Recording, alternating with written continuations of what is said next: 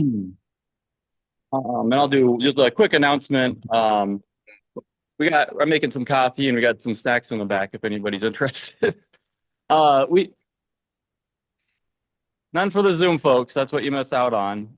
One thing I wanted to point out that's kind of news for us is our Patreon thing. We got one more person on there giving $10 a month. So that gives us about 20 a month with 3 people.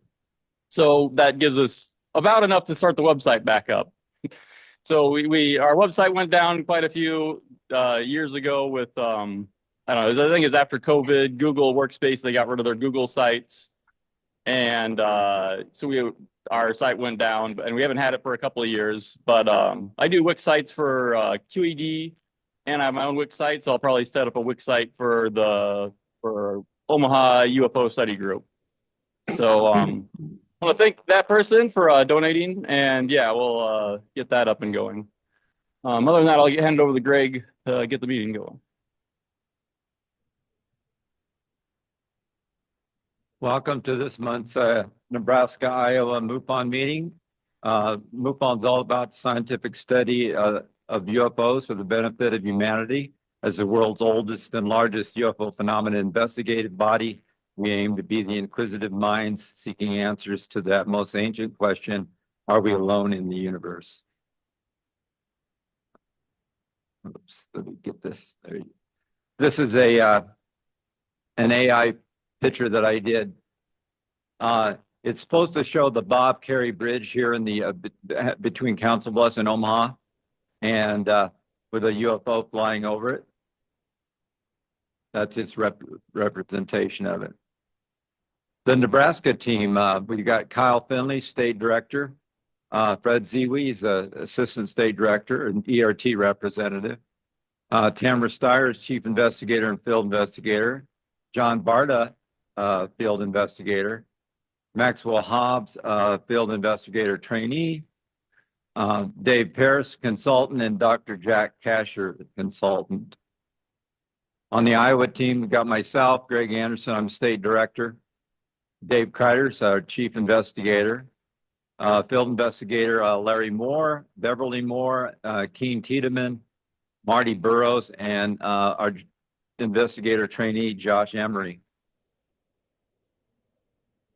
This is a 2024 year count on for Iowa and Nebraska. Currently, Iowa has 24 cases and 16 for Nebraska. We didn't have this last 2 in November came within 24 hours of now. So up until that point in early October, we didn't have very many cases at all. It's been a slow year. And here again is the case count showing blue is Iowa and green is Nebraska. And then the total for the year and years previous, we were at least higher than the 18 and the 23 we had, Nebraska had, but on Iowa, we're tied with our lowest 24. Some, yeah, I didn't update this one. Oh, didn't update this? Yeah. One thing I forgot, I've been pretty busy. Last month we had this one only goes to April, but last month was October. We had 17, 8 in person, 10 online. September 21st, we had 19 in person, 13 online, 32 total. So we had a big one in September. But yeah, I just forgot to update this one. This shows the old numbers. Yeah, we can skip these two. But go ahead. And this is a MUFON statistics that comes out. They've got Nebraska was 22nd and Iowa was 27th. Yeah. So yeah, that's usually Iowa's on top, but that's okay. We share things there. MUFON News. Dave McDonald, the MUFON executive director, and his November news, he says, time to give thanks. I was thinking about all the things that MUFON, the organization, has to be thankful for. This list can go on and on. He said, first and foremost, however, have got to be our members. From general membership to board of directors and everyone in between, this group is top notch. This does not mean that we never disagree. We do, but for a very few exceptions, we can disagree without being disagreeable. Believe me, that means a lot to any organization. Our donors, our fans, and our wonderful volunteers are all worthy of our thanks. Then there is the fresh, bright atmosphere sweeping through MUFON, the growing interest on a global scale, the impressive membership growth, the increased stature, acceptance, and respect of the organization. And as long as we stay the current course, MUFON has a wonderfully bright future. As I stated, this can go on, but then another thought popped into mind. Right after the Thanksgiving comes Christmas. Yep, that's right. In just a few weeks, it will be upon us. And if you're like most of us, you dread trying to find just the right gift for special people. Well, we may have a solution. Take a look at the MUFON store, and we have items of every price range and taste. At least the MUFOnians take, for example, new MUFON Cases of Interest calendars. It's now 15% off.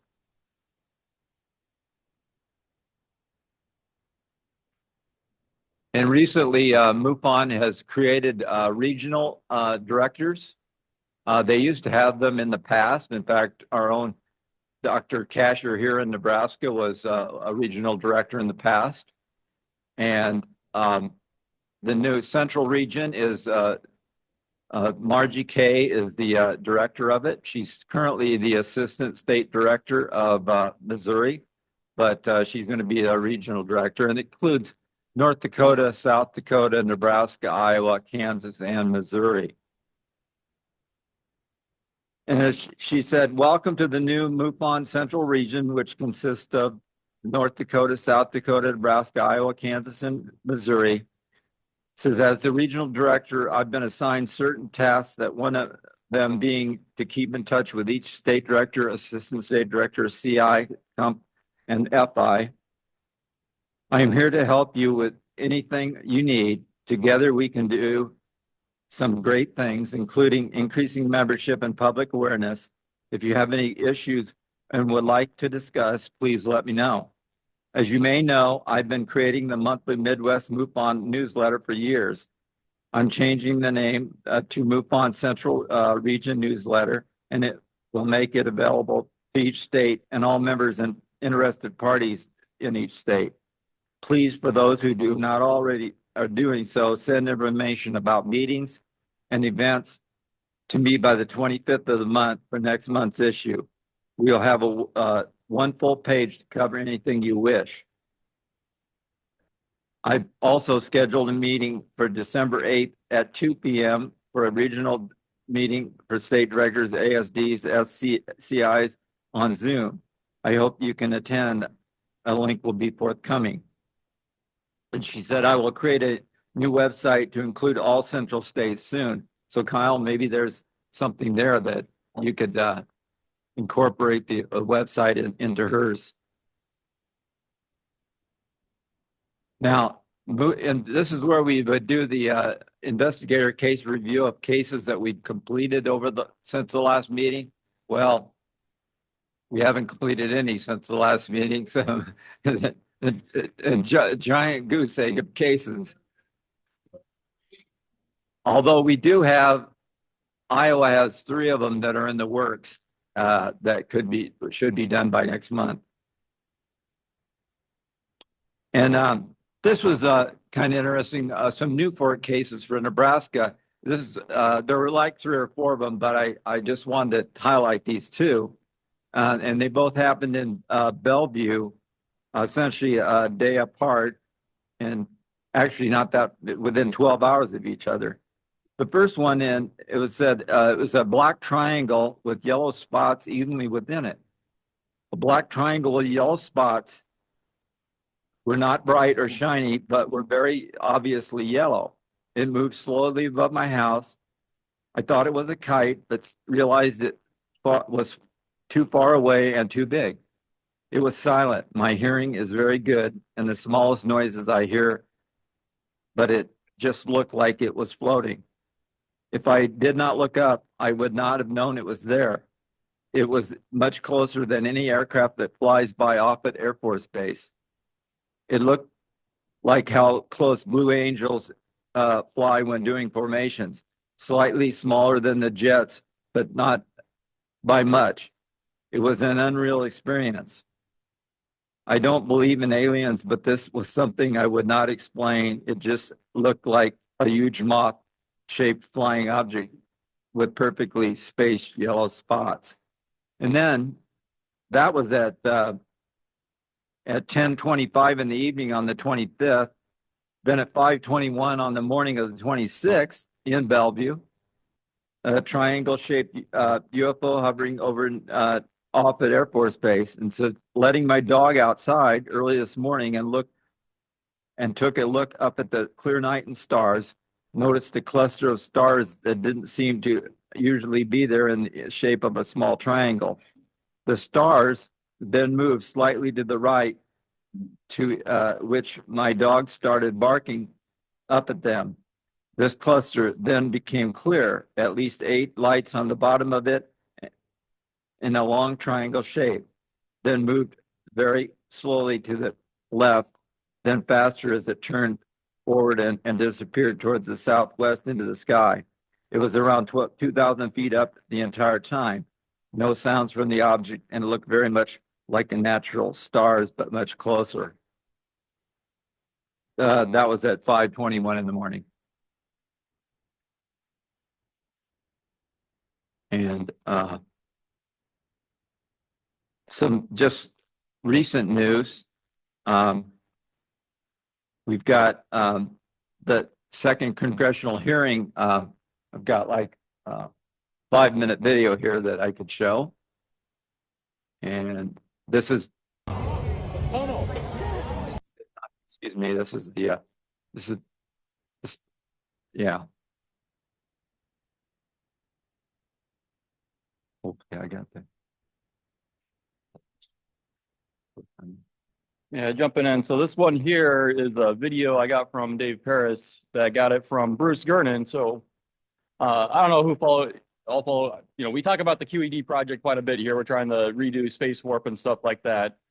And that whole project comes out of the Bermuda Triangle down where they're having these huge thunderstorms. And so that's where the whole theory comes from, is that these huge thunderstorms, they have certain characteristics that create linear displacement when like planes are flying through. It may have something to do with the ships, but Bruce Gernon was one of the people who flew through one of these thunderstorms that had the certain characteristics and displaced, I think it's like 100 miles or something in a few seconds.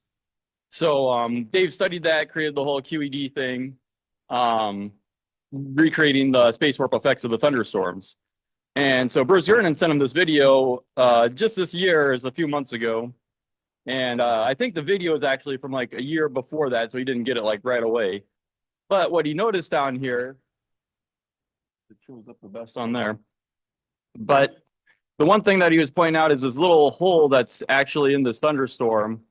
And one of the characteristics, so they have tripole fields in these thunderstorms. You have like positive, negative, it's a little bit different than like a dipole. But right in the center is usually where they get these effects. And Bruce Gernon being one of the few people who flew through this and actually survived, he didn't end up in the middle of the Pacific Ocean or anywhere, in the world.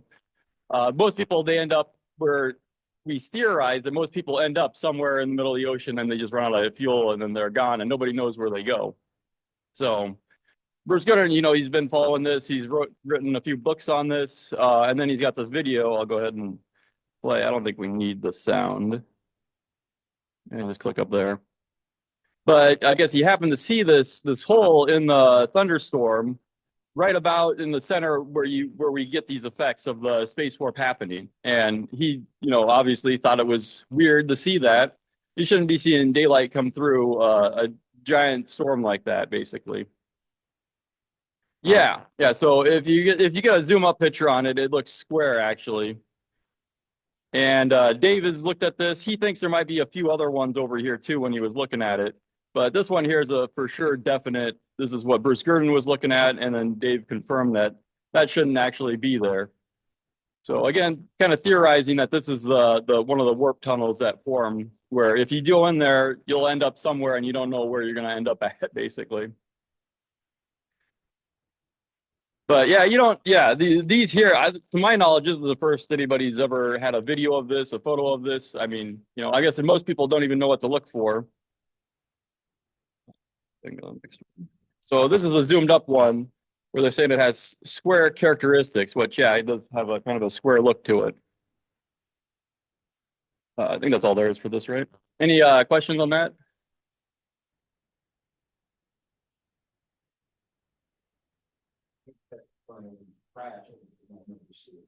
Yeah. Yeah, so there's a lot of effects that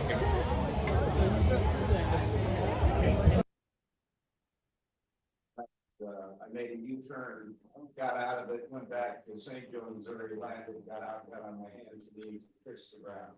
yeah.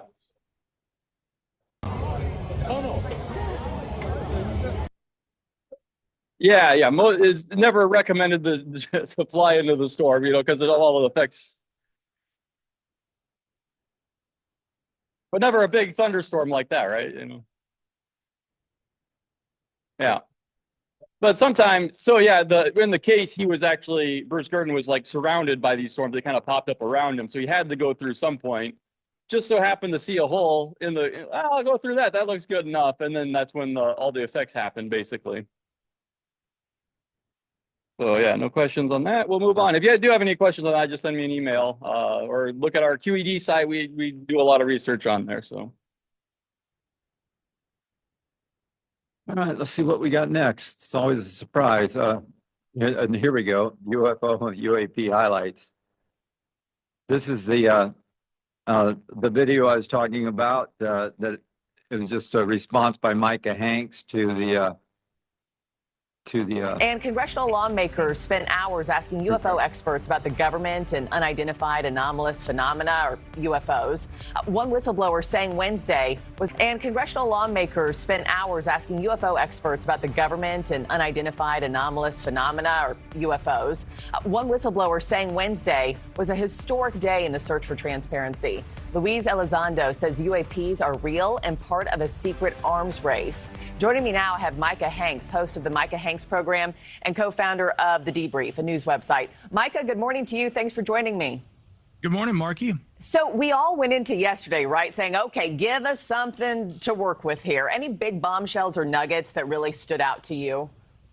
Well, certainly a lot of things that will be of interest to people over the next 4 years, but I think there are a lot of us who really watch the UAP subject who are still wanting more. We have a lot of former officials who have, gone on the record under oath and said, listen, there's more to what the U.S. government knows about UAP than what Congress is being told and what the American people are being told. Unfortunately, right now, most of what we are hearing is information pertaining to alleged secret programs, whistleblower allegations.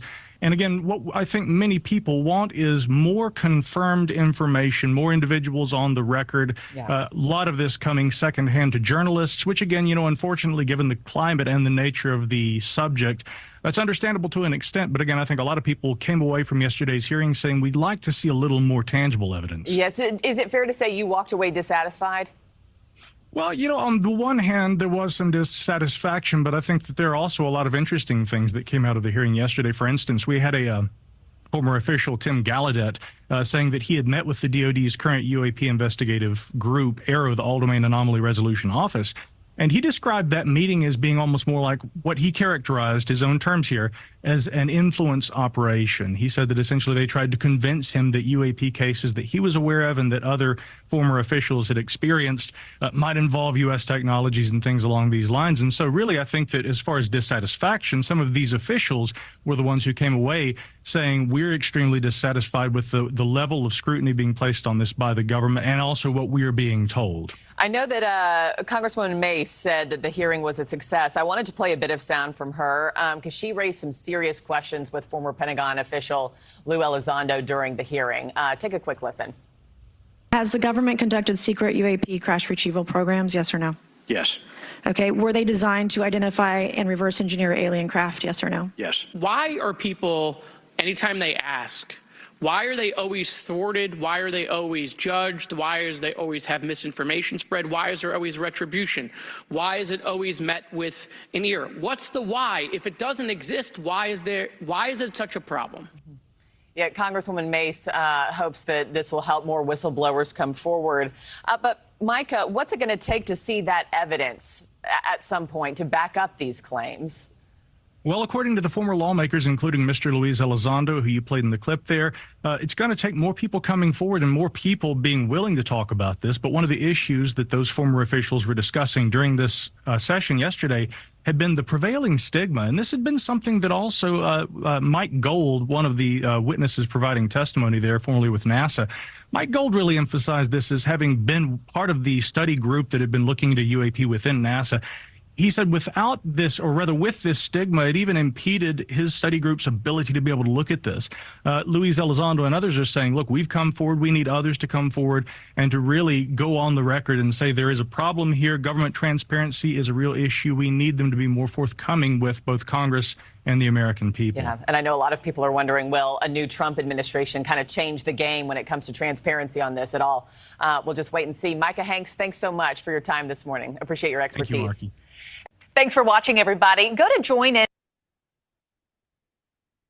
Yeah, that was the response to the second congressional hearing. Nancy Mace was the chairperson of the hearing, and the witnesses, all the witnesses were Lou Elizondo, Michael Schellenberger, and retired Navy Rear Admiral Tim Gallaudet, and Michael Gold.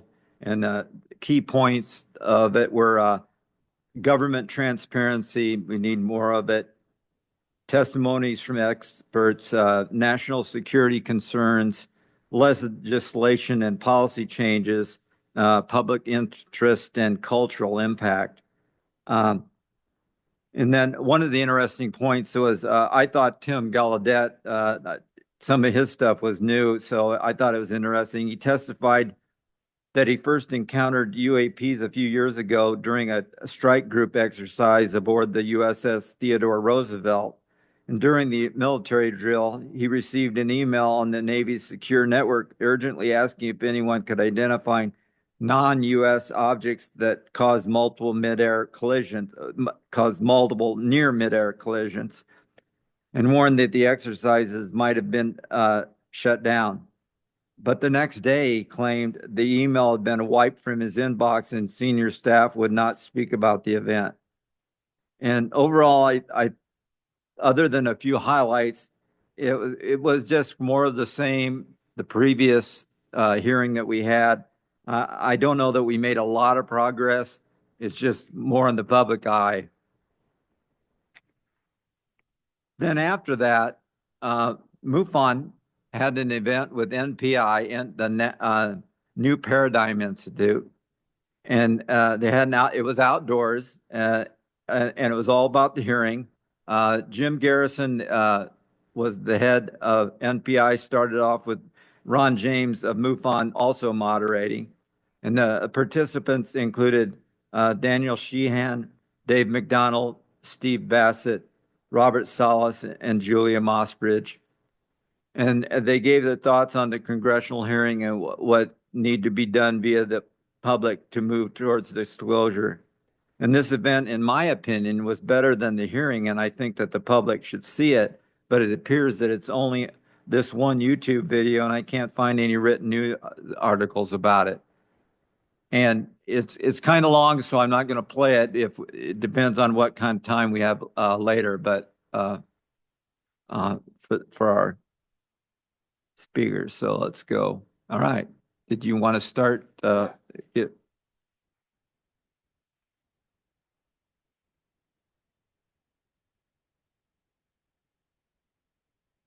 Oops. Yeah.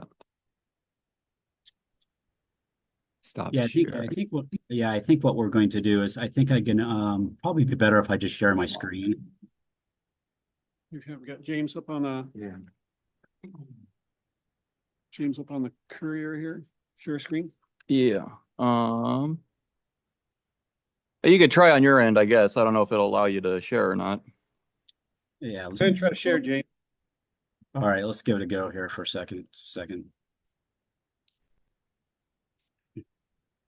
As I can, James is working on that and sharing screen. I'm gonna kind of introduce James Kelly.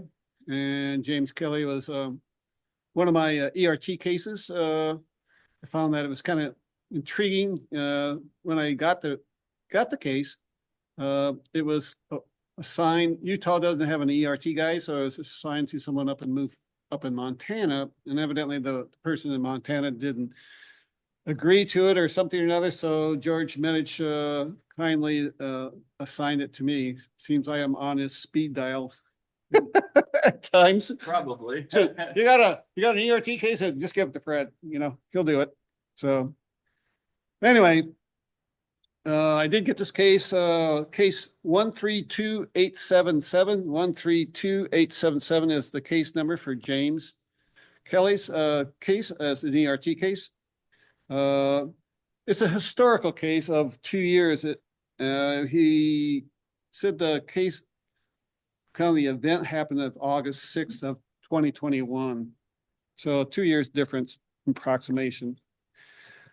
But in the narrative, which James talked about, I found it very fascinating, you know, and with all ERT cases, you know, when I first get it, you know, this is kind of going for the ERT folks too, who are listening in on this, that I like to read through the narrative, kind of get into the insight. We do have an EQ, an experiencer questionnaire that we send out with 20 questions where the experiencer writes their answers to it, or yes or no. And basically some of the questions are, have you had members of your family experience abductions or contact experiences? Have you had multiple experiences? Have you been awakened and able to move your body but observed non-human ET presence and became paralyzed? So that's a biggie. When you become paralyzed within these events, it's a good marker.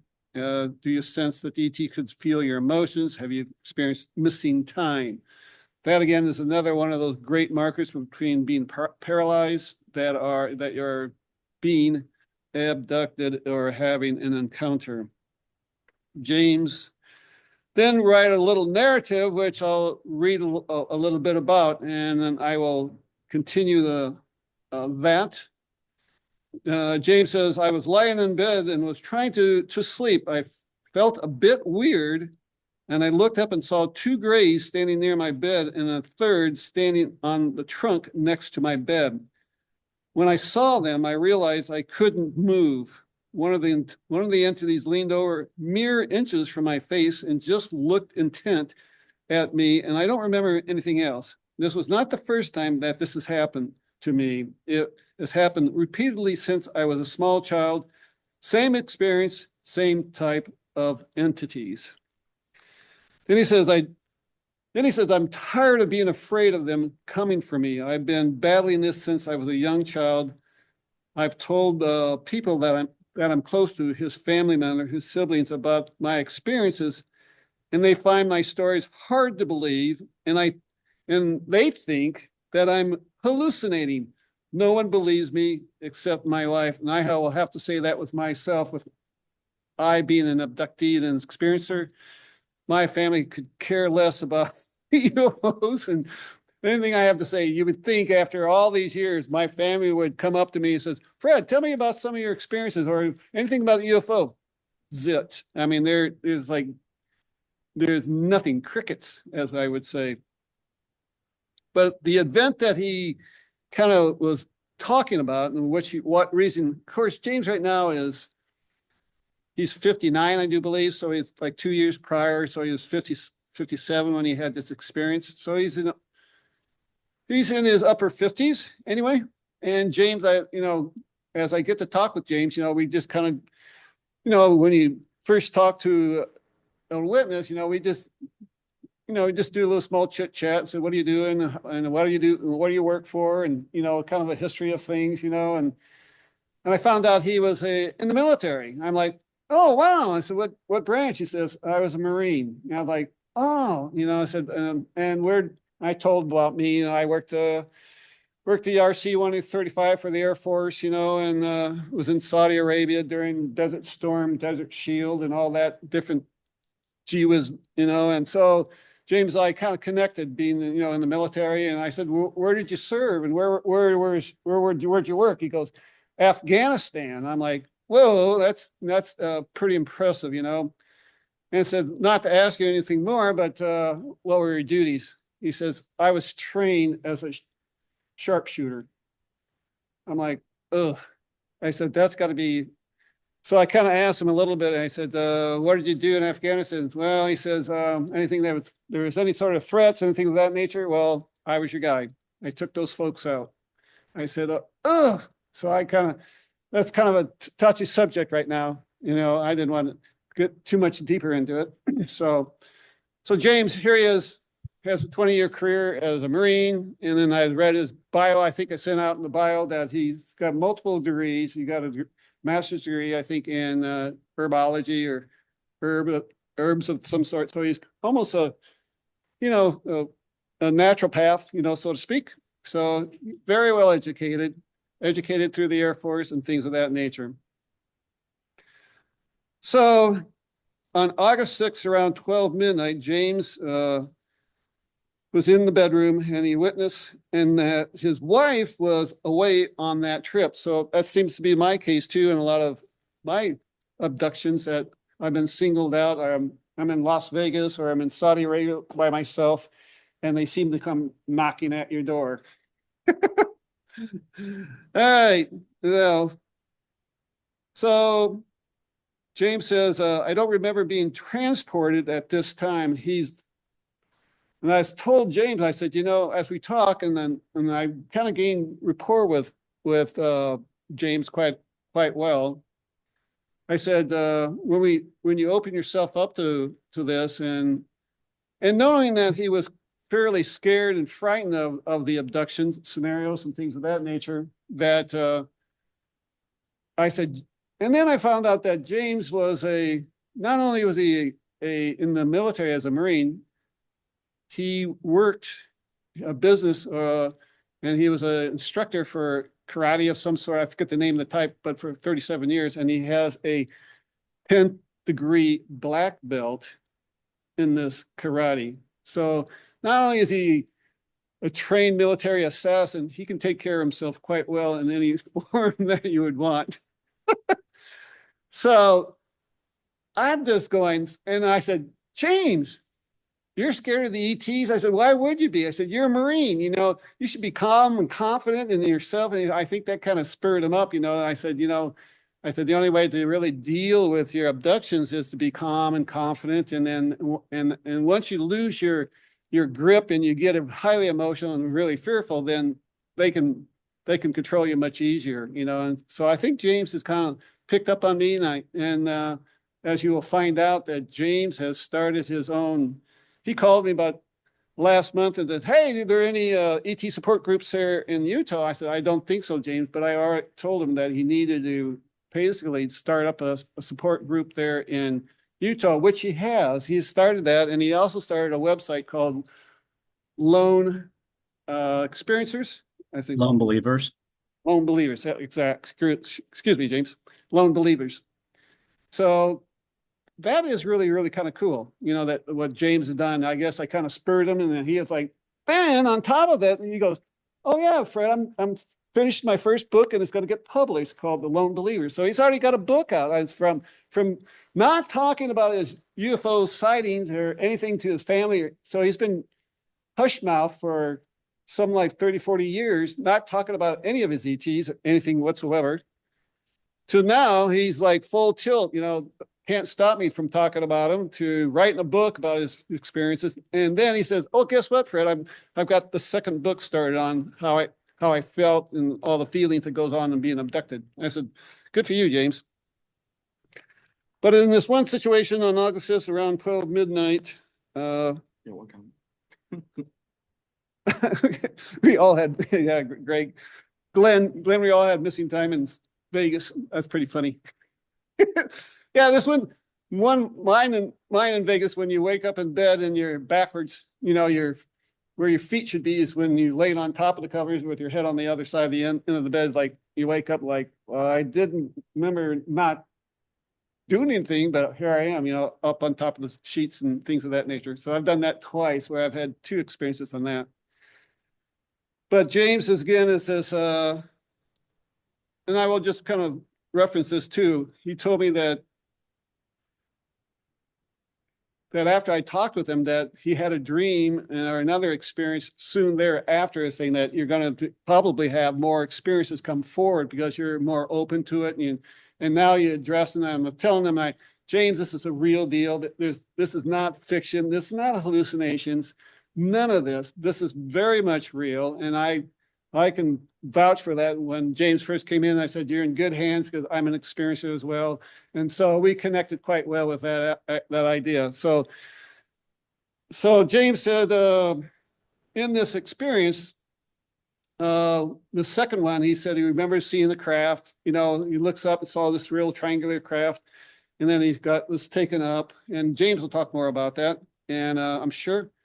And he was up on the craft, and he saw some regular gray ETs, but then there was this one tall feminine one that was over 7 foot tall, between 7 and 8 foot tall, and spoke to James telepathically and said, you'll be okay, everything's gonna be all right, you're not gonna be harmed or anything of that nature.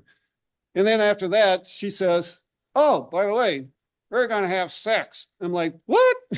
So James goes, no, I don't think so. He says, I'm LDS Latter-day Saint, and I don't think my wife would appreciate having sex with you, so to speak. So that was another one of those, curious things that happened to James.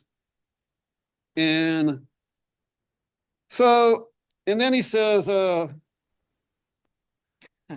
what's that? They want to hear from James. Oh, yeah. Tell Fred to shut up. Okay. It's all right. Keep talking, Fred, whatever. But then James says, I said, I fear fearful and violated.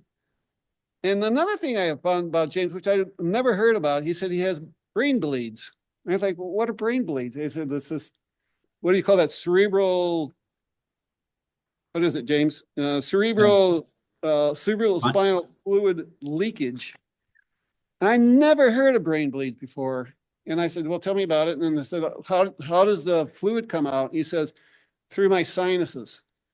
And I instantly thought, where do the aliens implant objects up your nose? And I thought, well, maybe they put an implant up in James's nose and went through the brain barrier, and the leakage is coming through that. And I told James, I said, well, next time, he seems to be having a lot of experiences. Next time you're up there, you tell him to heal that infection, because I guess he's had a couple operations where he put patches up there to keep the fluid from leaking out from the brain. But he said they were not highly successful, but he still has the headaches and the leakage at times. And he retired early so that I guess he worked for another corporation, and he retired early to deal with this issue of the brain bleeds. Can I just jump in real quick? Sure. James, can you share your screen or not? I just want to know if I have to set something different. Yeah, it should be shared. Can you see it? You click share and it's going somewhere? Yeah, it should be going. Okay.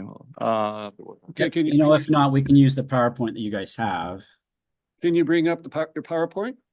well, we don't. Yeah, we don't see anything on here yet. Yeah, we don't see anything. Sometimes these are.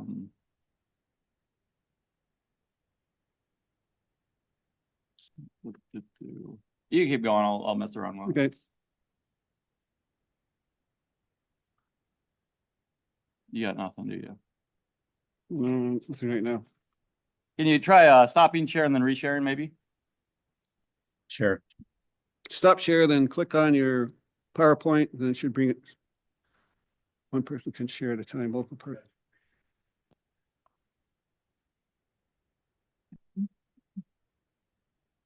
Is it up? Yeah, No. Don't you say? well, I see his picture, but Yeah, we got your. We don't have your shared screen here. I'll try. Okay. Well, we can just go off the PowerPoint you guys have, I guess.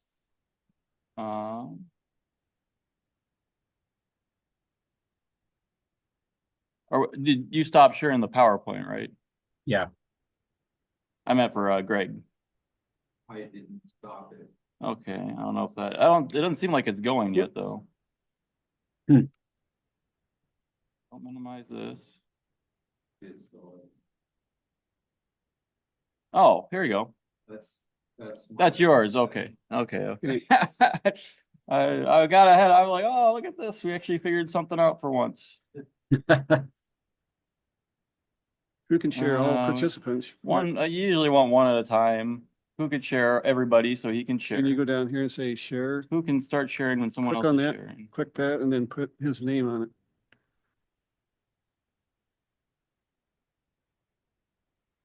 Oh, here's what we wanted for.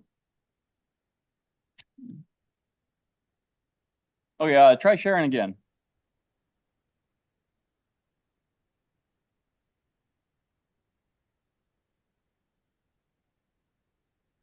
And tell me when you're sharing.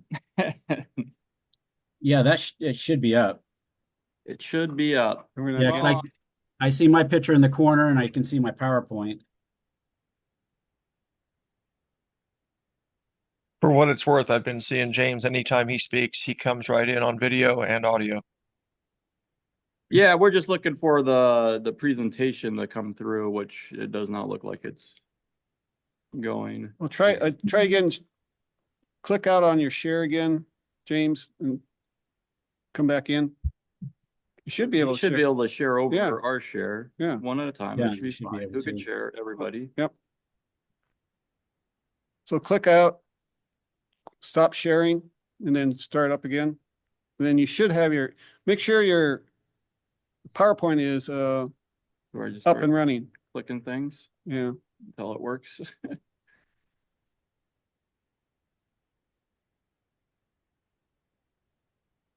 Here, let me leave and try to come back in, see if that might work. Yeah. All right, we'll do that.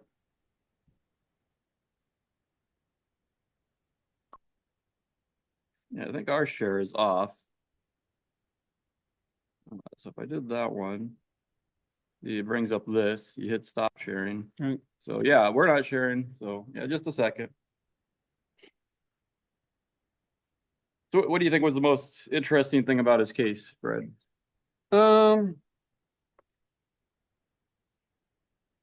James, then later on, we were talking and he said, Fred, there's something I need to talk to you about. And I said, what's that? And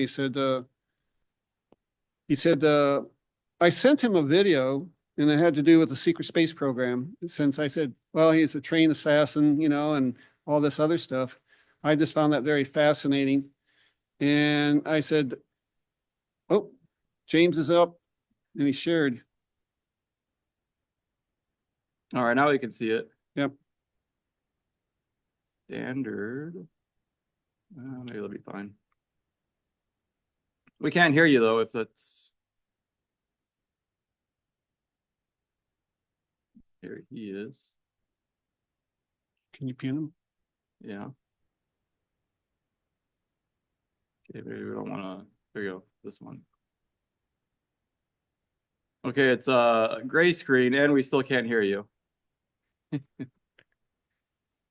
Where are you at, James?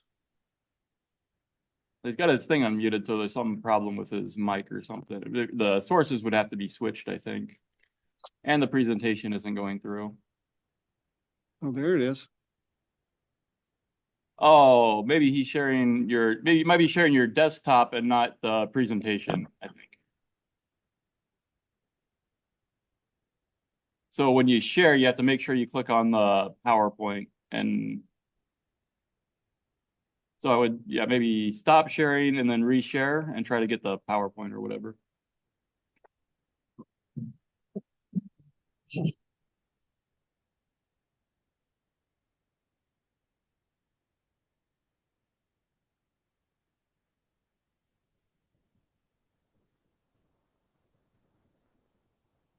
But yeah, the other problem is that we don't have your audio and we don't have video.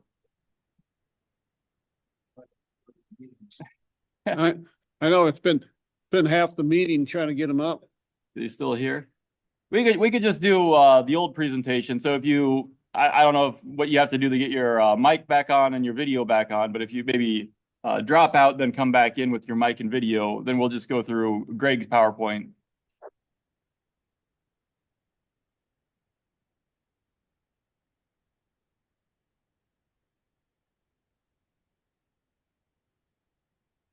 Yep.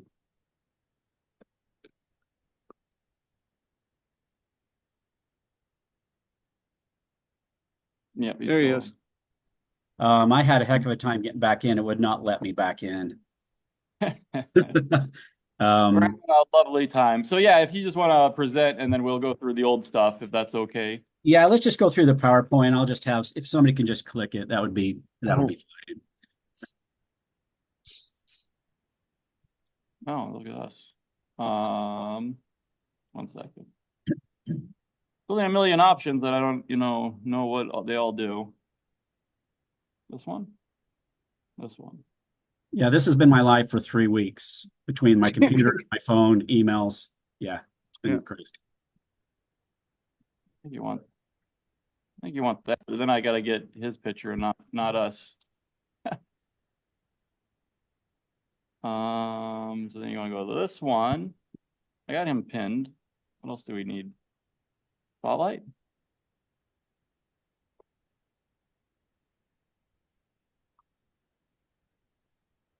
Okay, are you seeing the PowerPoint?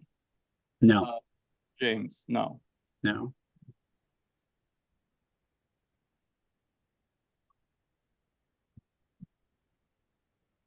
I think we'll just have to go with that. Right. Right. There we go. There, are you Hey, James. Are you seeing it now? Yeah, looks good.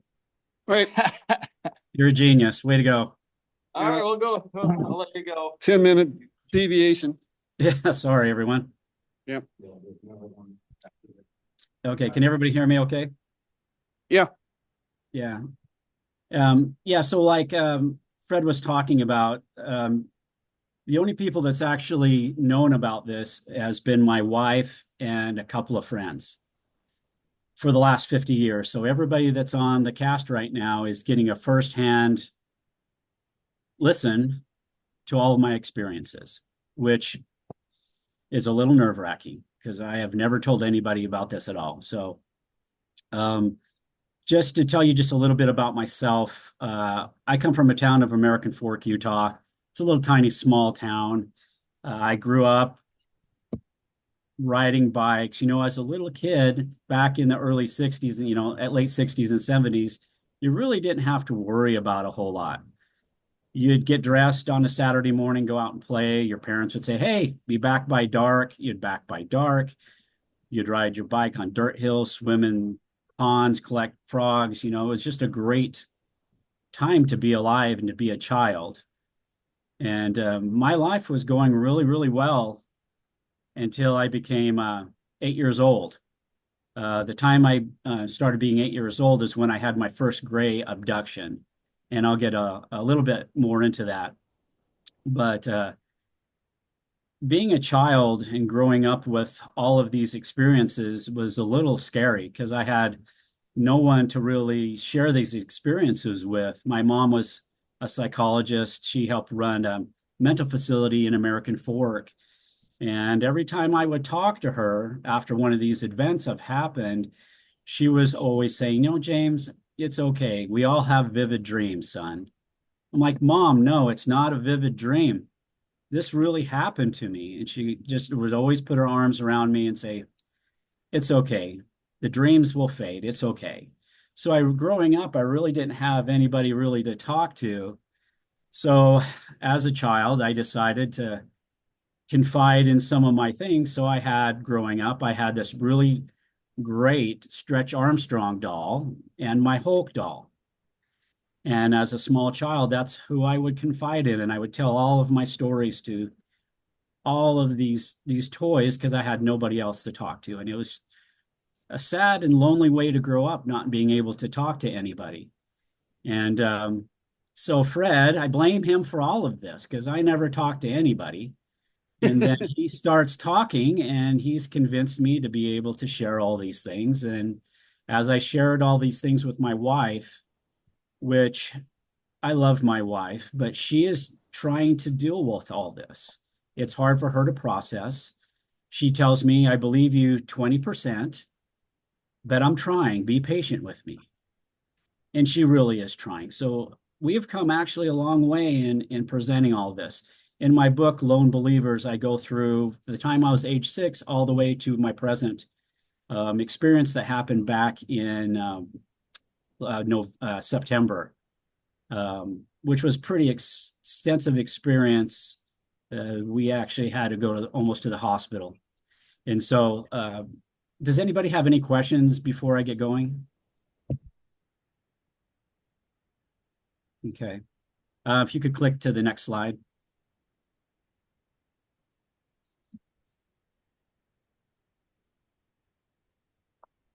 Oh, it's good enough.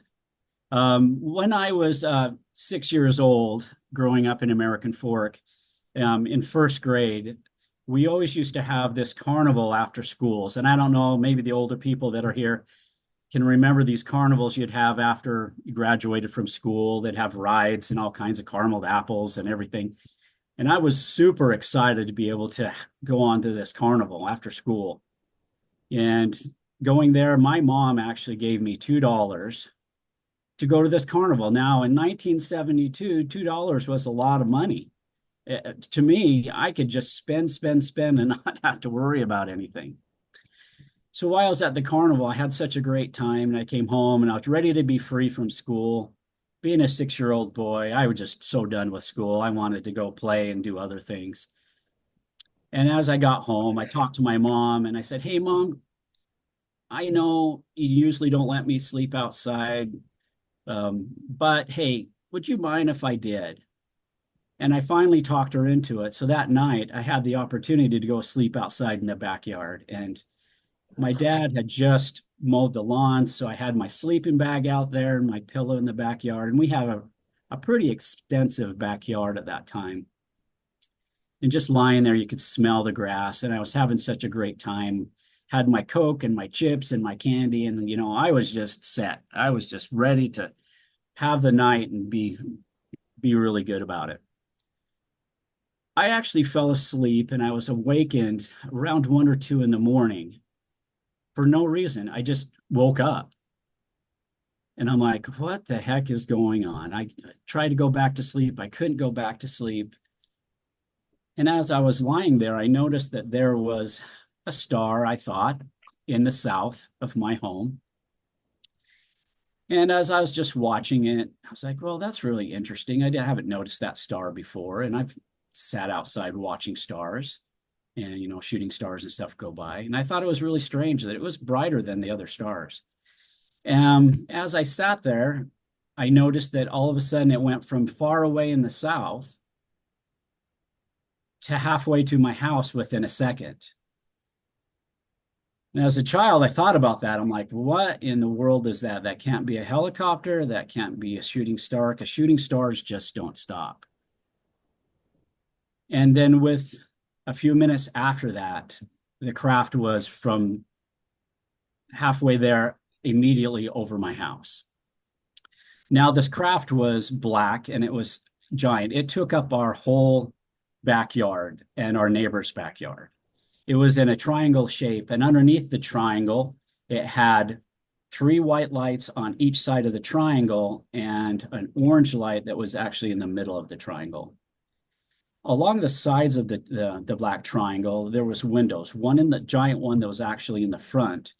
And then there was 3 windows on the side, and you could actually see people that were actually inside of it, or the beings that were actually inside of it.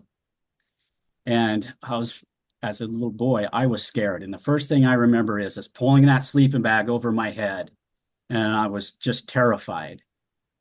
And then a beam of light from the ship actually came down, and I was very calm. It was almost like somebody had wrapped me up in a warm blanket, and I wasn't scared anymore. I was very calm and very relaxed. And the next thing I remember was being on the craft. And so I wake up in the craft, and inside of the craft, I think I have a picture later of an AI I tried to do of the craft. Inside of the craft, everything was white. And in the middle of this room that was surrounded by windows was a table that I was actually laying on. And for the brief moment, I thought, wow, maybe my mom or dad had come out and picked me up and put me back in bed, because I was a little disoriented about what was going on. And then I realized that I was not in my bedroom anymore or outside anymore. And looking around the room, it was cold. It was cold in that room. And as I remember being cold, I saw a very beautiful lady walk into the room. She was around 6 feet tall, 5 to 6 feet tall. She had, she looked like a normal human female, except she had beautiful big blue eyes, and she actually had blue skin. And the skin that she had was just not one shade of blue, it was different shades of blue. And her head was a little bit different proportionate to ours. It was longer and larger. And I sat there and looked at her, and she just came over to me, placed her hand on my head, and called me Milo. And I'm saying, what is that? My name is James. And she says, no, my little one, your name is Milo. And she started talking to me about the Arcturians, and that she was an Arcturian and where she came from, and that they have been watching me for quite a few years, and that she has come to receive me. And I thought that was an interesting way of talking to me, because she says, I'm here to receive you. Now, just to back up just a little bit, she didn't talk to me in a verbal sense. Everything was done through telepathic. And it took me a little while to be able to process everything that she was actually going through. So on the side of this PowerPoint, I've already talked about all, the different things, but I just wanted to kind of go over with them. The Arcturian race is a very ancient race, and they've been around for, hundreds of thousands or millions of years. And they're a very peaceful race that have been visiting Earth for quite a while, and have been helping us through what's called star seeds. And I'll get into that a little bit later, about helping all of us get more intelligent, being able to be higher vibrational, being able to understand who we are, being able to have peace and love, to be able to go to the second Earth. And I'll talk a little bit about that later on. But this all started on May of 1972. So being 6 years old, it was a little scary. Could you switch the slide, please? Oh, do we have any questions before I go on? Okay. This is an AI description, the best I could. If anybody's tried to do AI art, it's the most nerve-wracking thing in the world, because it gives you everything but what you want. So this is a description of the lady that was actually there on my on the Arcturian ship. Her eyes are different, but all of her features and everything is pretty close to what I experienced. She was very slim. She had the beautiful blue eyes. And as she was talking with me, the only thing I felt was love and compassion for me. And the whole time I was there having this experience, I never felt threatened. I never felt like they were going to harm me in some way. She was always there with love and compassion and understanding, almost like you was just sitting talking to your normal mother. And she had on this beautiful white dress, and there was gold that actually trimmed everything on, and were, from her headdress all the way down to her hands, and everything was going on with that. Could you click on the next slide? As I was on the ship, and I was actually talking with Lauren, who happened to be, I found out later, to be my Sarsteed mother. She talked to me about a lot of things that I should be preparing for. She says that I need to understand that it's really important to be caring, loving, being grateful, and understanding. and being very kind to everyone. And this will prepare me for be able to do what I need to do in the future. Now, as a small boy, that just kind of all went out the window because all I was concerned about was talking to this lady, this stranger I didn't know, and why I was actually talking with her. As I was talking with her, this young lady came in that looked to be about 5 feet tall, but she looked to be about around my age. She was very young. And she had the same features, blue, very beautiful blue skin. It was very soft to the touch as you touched it, almost like a baby's skin. She had no hair, but her head was actually more elongated. And Lauren turned to me as this young lady walked into the room, and she introduced me to her as Sorry. And she says, "This is your sister." And I said, "No, I already have a sister. Her name is Shauna. She's on Earth." And she says, "No, this is your starseed sister." And I couldn't process that because I didn't have a sister. And I couldn't understand why she was convincing me that I had another sister. And as I was sitting there talking with her, Sari came over and put her hand on me. And I could see everything. I could see our relationship. I can see everything that happened in my prior life. I could see that we were close. We grew up. I could see everything that was going on while she was there.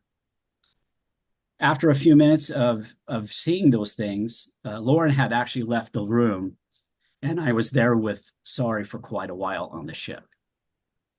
While we were there, she says that her job was actually to get me ready for the second Earth, to help teach people to be able to get ready and to have a higher frequency to be able to be there. So she taught me many things, and it was just incredible being on the ship. And like I said, it was nothing but great experiences, nothing but love, compassion, and friendship that I had with these people while I was there. Sari actually was talking to me, and being on the ship, we talked for such a long time that I started to get hungry. And telepathically, she would always talk to me, but then I would try to talk to her verbally, and she'd say, "No, Milo, I need you to talk to me telepathically." And that was kind of frustrating for me because I didn't have the ability at that time to speak through my mind. I'd always try to verbalize, and every time I would talk, she would say, "Milo, you need to talk to me telepathically." So after a while, I kind of got the hang of it. And I asked her, I'm actually really hungry. Can you bring me some food or something to eat? And she said, "You have the ability to be able to do this on your own." And I'm like, what do you mean? I don't understand. She says, "I need you to close your eyes and focus and imagine the food that you want. Place your hand on the table and imagine it." So I'm like, okay, I'll try. So I imagined strawberries. I really wanted some strawberries. And in my mind, I pictured strawberries, and strawberries appeared onto the table. And I thought that as a kid, I thought that was the coolest thing ever, that I could just make stuff appear just by thinking about it. And I said, "Could I have a drink?" And she says, "What do you want? You need to understand that anything that you do that you want and you have verbal through thoughts, you can actually make it happen." So I'm like, "Well, I'd like some milk." And I thought about a nice tall glass of milk. And as I thought about that, it appeared onto the table.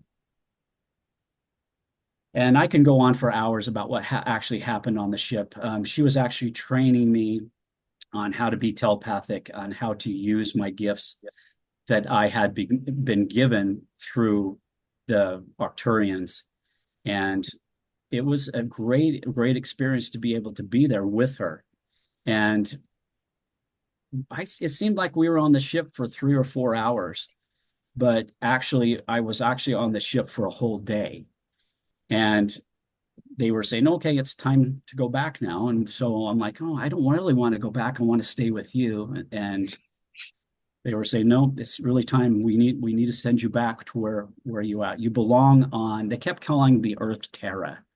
You need to go back to your family. You need to go back to Terra.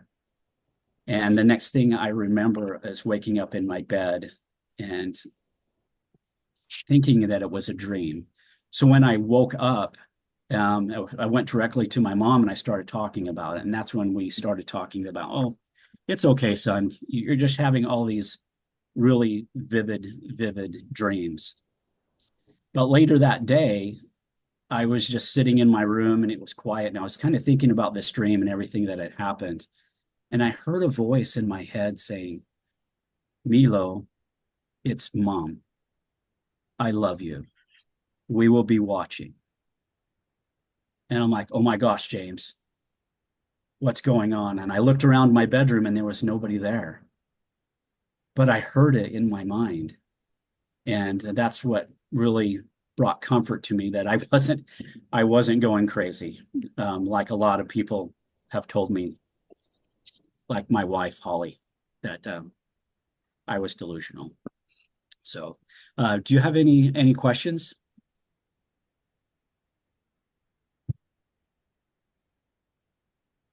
Okay. Yeah. If we can Just a move on. minute. Oh yeah, go ahead. Well, he was gone for 3 or 4 hours, but he was gone all day. Did nobody notice his absence?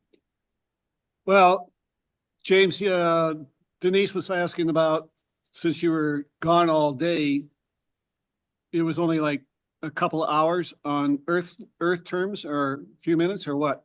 Yeah, it was only a 3 hours on Earth, but we actually spent a whole day on the ship. So they must have done something with the time to be able to shorten the time. And this has actually happened to me before, where I've been on Victoria for 3 days. And when I'm returned, it's the same time as when I had left. Exactly. Which is kind of nice. I wish that would happen because I'm 58 and I'm looking kind of old. I wish I could go back in time and make myself a little bit younger. Yeah. I've got a question. Yeah. What is it that allowed you to understand that you're not actually imagining things, or just having memories from things you imagined as a kid, or anything that actually allowed you to start remembering specifics and things instead of just So what was the question is, what triggered you to start remembering your memories, James? Or were these always there at the time that you remembered them as a 6-year-old? I had remembered quite a bit of them. I've been blessed with what's called vision, which I remember a lot of my abductions. But then I've actually gone to a psychologist and been regressed to different events. But I've always remembered the Arcturians and different events with the Greys and stuff. There has been events that I didn't remember, but through memory regression, they had brought it out, and I was able to remember some of these, which I wish I wouldn't have, because some of them were pretty terrifying. As an 8-year-old, a 6-year-old, they were terrifying? The question is, was the experiences when you were 6-year-old, were they terrifying? Or were these the nice ones? No, these were the Arcturians. It was very nice. The Arcturians have been on Earth. They were one of the first people that's actually been to Earth, along with the Palladians and the Norse, to be able to seed Earth and take care of them. They are. So your first experiences, with Sari and Lauren. Yes. Then, you remember? Yeah. And Yeah, then that was 6 years old. And then when did your Greys start coming in? The Greys started abducting me when I was 8 years old. How old? 8? 8. 8. Okay.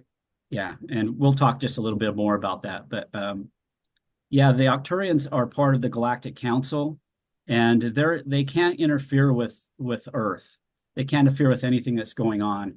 They're just kind of there to help out. And every once in a while, they'll do something to be able to push us into a little bit of a different direction. Okay.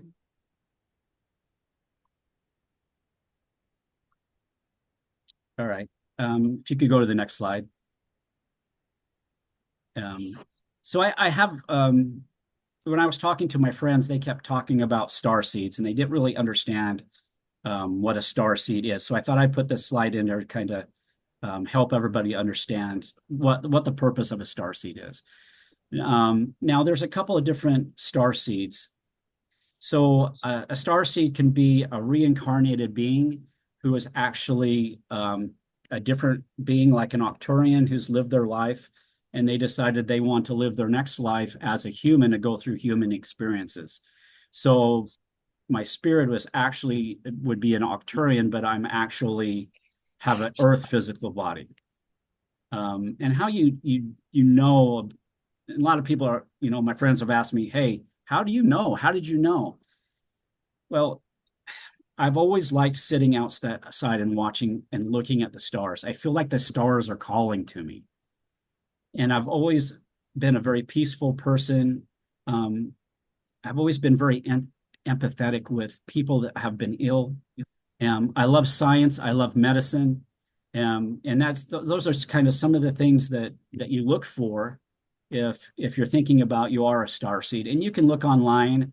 Lily Nova has a couple of good podcasts about talking about that, where you can really understand exactly who you are and what you're doing.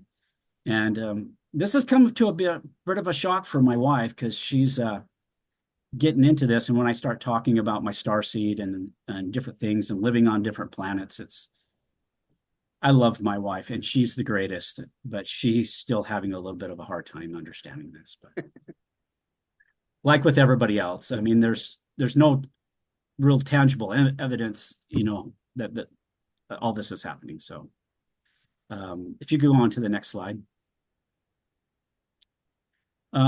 So why I was on the ship with Sari and Lauren, they actually placed their hand on my head, and I was immediately transported to the planet Arcturus. And I wasn't physically there, but we were there, almost like our spirits had been taken from us and put onto the planet. Why I was there, I had never seen such a beautiful place in my entire life. It was covered with oceans. It had deep blue skies, almost purple skies. The land was very lush. They actually circled two different stars, one large red star and one blue dwarf star. And it was more tropical than anything. And why I was there on Arcturus, they showed me the cities. They showed me where they were from. They showed me underwater, which was really cool. They showed me all the species and plants that were underneath the ocean. And I remember that so well, because I remember being underwater. And one of my favorite superheroes next to Hulk is Aquaman. So I thought I was just the bee's knees. I thought, now I'm Aquaman. I could be underneath there. And we saw so many different things, and I was so excited to be on that planet. The only bad part about being there is my spirit did not want to leave. It wanted to stay there. But they insisted on coming back, which was even to this day, it's really sad that I just can't be there. I would love to take my whole family and just leave and relocate and not worry about that. But Holly has a different answer to that question. So, all right, if you could switch there. This is, if you're kind of worrying, thinking about where all this is, Arcturus, if you go out into the night sky, it's actually the star that it circles. Since it's a giant red star, it's one of the brightest stars that you can actually see. And if you look there, you can actually pinpoint it. And I've showed it to my wife and to my kids, and I let them know, hey, this is where I'm from, right there. And some of my kids look at me and roll one of their eyes, and then the other ones are very, very interested in all of this knowledge that I have to share. But So if you're ever out at night on a clear sky, if you want to look at that as a Buddhist or the herdsman constellation, and you go down here to the very end, that's where that star is, and it's circling that star. So could we move on to the next slide? So this AI, I tried for weeks to try to make a room that looked like it, and I just couldn't do it. So this is the closest thing I have. If you can imagine, the table and chairs are not there, but there's a table in the middle of the room, and the walls are glass. This is pretty much what the spacecraft looked like. It was white, very bright, almost like a pure environment that you can be at on this craft. And I didn't at this time actually leave this room. I stayed in this room. I wasn't allowed to go wandering around or anywhere else at that time. So do you have any questions?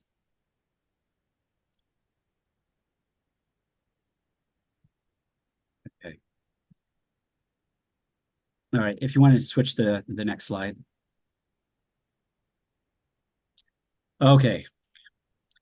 Now we're getting into some different things, which are, it's quite hard for me to talk about because visiting with the Arcturians, it's my family, and I'm very peaceful to be with them, and I love them. But the Greys, there's no love lost between these guys. The Greys, and there is, if you guys don't know, there's very many different species of Greys.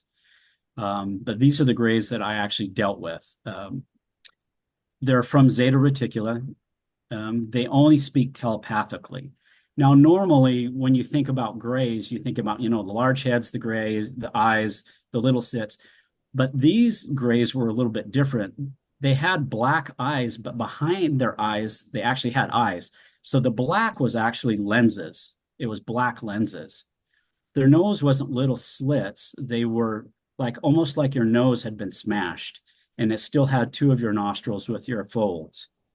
Their mouth wasn't a slit. It was more of like a mouth, and they were more physically fit. Now, the little Greys who actually come and abduct you, they're different. They have the little nose slit, the little mouth slit. They're more what we call drones. They were created by the other Greys to serve them. My experience with the Greys is they were like 4 to 6 feet tall, depending on if they were the drones or they were actually the leaders that happened there. Their skin was very frail. It was very thin. And they had large forehead, almond-shaped eyes, like I said, with small nose and lips and ears. They always seemed like they were mad. They were always in a bad mood. They never showed any other emotion but anger, it seemed like. And then on their threat level, it's a 7. They do care about humans.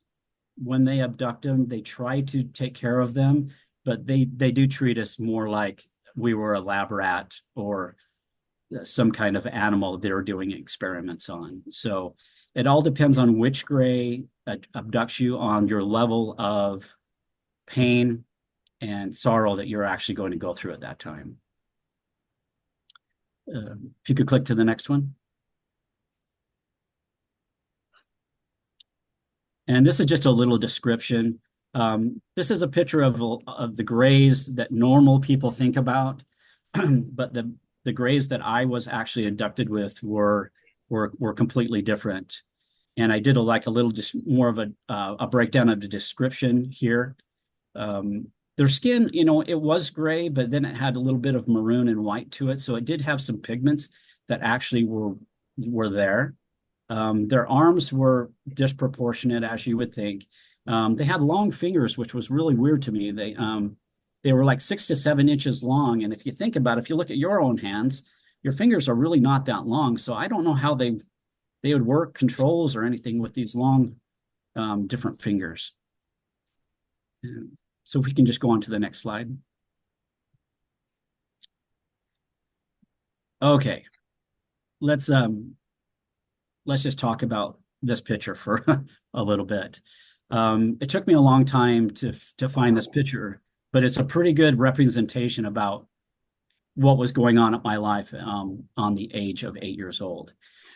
So when I was 8 years old, my whole life changed to the point that I was terrified to go to bed. I wouldn't sleep. I got to the point where I would sleep in my parents' bed, and they would actually take me later that night and put me back in my own bed. And I was just completely terrified. I thought for sure that these, what I called the furnace people, would come and get me. And the reason that they're called the furnace people is they were actually, when I was little, they were coming out of my basement. And later I realized they were coming out of a portal down in my basement by the furnace. So when I was a little kid, this is what I think about. I'm like, these scary beings are actually coming out of the furnace. And that's why I called them the furnace room aliens. And I would never go down in my basement. My mom would talk to me and say, hey, I need you to go down and get some peaches. I need you to go down and get a can of corn for dinner. And I would fight with my mom. I'm like, I'm not going down. I'm not going down. And she would get upset with me. And I would stand at the top of the stairs and I was having a panic attack. And my heart would be beating. I would be sweating. And I thought, okay, here we go. If I just run down the stairs and get my stuff and come back up, then I would be completely fine. But, you know, my mind didn't work well with that scenario. So I would go down the stairs. I would hurry up and go into the storage room, get what I needed. And as I was running up the stairs, and most of you, if you've ever been scared of your basement, realize that as you're running up those stairs, you know, if you looked back, you're going to have something, a monster, just ready to grab your heel as you're going up the stairs. And so I was terrified to actually go down into my basement. When I was 8 years old, I was awoken in my bedroom because I was so scared. I kept the door shut, but I was awoken by somebody trying to open my door. And I'm like, oh, is it my parents? Is it my sister? Is my sister coming into my room to steal stuff out of my room? What's going on? And I just looked a little bit over off my pillow and I could see my doorknob moving back and forth. And I'm like, oh, what's going on? And then it just stopped. And I was thinking, maybe it's my sister, because my sister, Shauna, loved to torture me. She was my older sister. She'd always hold me down and torture me, spit on me. She was just a normal older sister that liked to do things. But as I was lying there and I was watching that door, it finally started opening. And as it opened, I saw three grays walk through the door and actually come and stand next to my bed. As they stood next to my bed, I wanted to scream for my mom and dad because my mom and dad was in the very next room. And I know if I screamed, my dad would just come running to see what was going on. As I lied there, I tried to scream, but I couldn't move. And I couldn't move my hands. I couldn't move my eyes. I couldn't do anything. I could think, but I couldn't do anything else.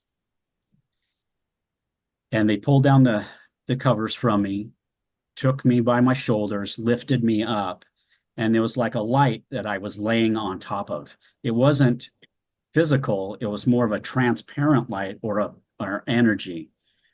And as they put me on, I was walking, they were walking me out of the room on this thing, almost like a stretcher. I thought, oh, good. We're going by my parents' room. My parents are going to be awakened and they'll know and they'll come and save me. Well, guys, that didn't happen. I walked, they took me right by my parents' room, right by the kitchen, down the stairs, and through an orange portal and right into the furnace that I thought was the furnace room. And the next thing I know, I was actually on the gray ship. Is there any questions? I can stop for some questions.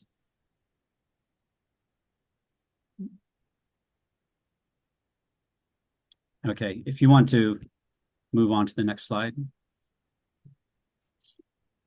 Some of the words are cut off, but like I talked about before, the little grays are the ones that actually come and get you, and they use some kind of telepathy to make you paralyzed, so you can't move or do anything. While I was actually on the gray ship, they didn't want to love me. They didn't want to have anything, that type of thing, to do with me. As I was there, the first thing they did is actually strip my pajamas and underwear off of me. And as I laid there, I was on a metal table, and it was very, very cold. And I kept telling them that I was cold. They didn't care. As I lied there, they actually took and wrapped my hands and actually secured me to the table. And I was really scared, being 8 years old. I didn't want to be there. And I started fighting, and actually one of the grays that was taller actually came over to me, grabbed my head and slammed it back down to the table and told me that if I didn't be still, that they would kill me. I was terrified, and I just didn't move, and I just lied there. As I was there on the table, they came around me on each side of the table, and one of them reached down, pulled something down from the ceiling, and it looked like a long tube, and it had a clear tube that was actually hanging from it. One of the grays grabbed me by my face and proceeded to put this tube up inside my head until I heard a crunch. Once I heard a crunch, I started crying, and I told them to pull it out, begging them to pull it out. And they had nothing to do with that. They continued to do that. After a minute, they actually pulled the tube out, and they had another, looked like a glass cylinder that they reached for off a tray and filled that glass cylinder with, now I know it was my brain fluid, and set it aside. I was so terrified that this was going on, and I was crying so hard, and I was scared to be there, but there's nothing I could do about it. The other gray actually grabbed my thigh and decided that he was going to put a needle into my thigh. And as he put a needle into my thigh, it hurt so bad. If you've ever had a needle in your, or a shot or anything, that's nothing compared. I mean, it was pretty good size. As the gray actually injected my thigh with this needle, it actually went into my bone. And as he kept pushing it in, I kept going up the table, and they actually had to hold me down to keep me from moving. And that was a very, very, very painful experience. And I just kept, as an 8-year-old boy, just wanting to get out of there. And then they just kept performing these experiments on top of me. And I was there for, it seemed like an hour or an hour more. And then I was awoken, and I was back on in my bedroom again. As I woke up in my bed, I thought the first thing I wanted to do is rush into the bathroom and look. As I was in there, I didn't really notice anything that was wrong with me. I was clothed back in my pajamas.